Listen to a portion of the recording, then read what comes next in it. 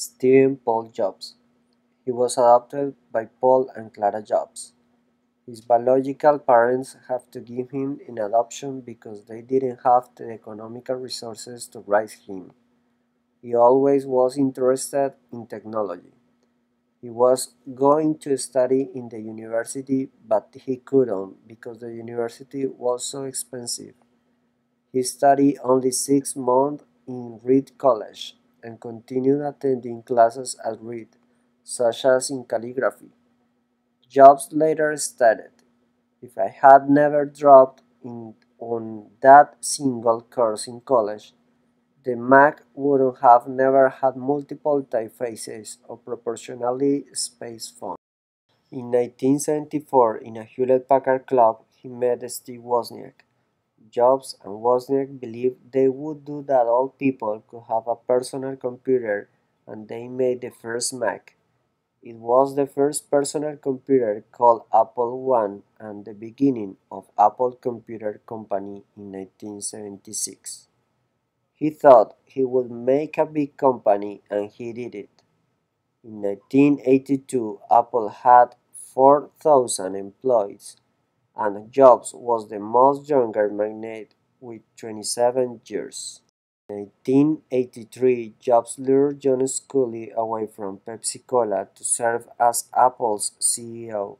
A few years later, when all people said Steve was going to be Apple's CEO for a long time, he was fired in 1986. Jobs and Sculley was arguing because Sculley said Jobs was to Apple's earnings and the relationship within them finished when the staff fired Steve. Perhaps he thought, I shouldn't have convinced John Sculley be a part of Apple. In the same year, Steve founded Pixar, the company that did possible Toy Story, the first movie made by computer, after Bugs, Finding Nemo, Cars, Wall-E, and Up followed them the success of their predecessor. Jobs may not have been a successful employer after that he was fired on his own company, but he loved what he did. He may have failed starting a new company. In 1997, when Jobs became to Apple, he must have been so happy. He was Apple's CEO one more time, but in 2001, the people said, Jobs is a crazy man. When he launched the iPod and iTunes Music Store, he must have doubted. Only the market could prove if he was mad.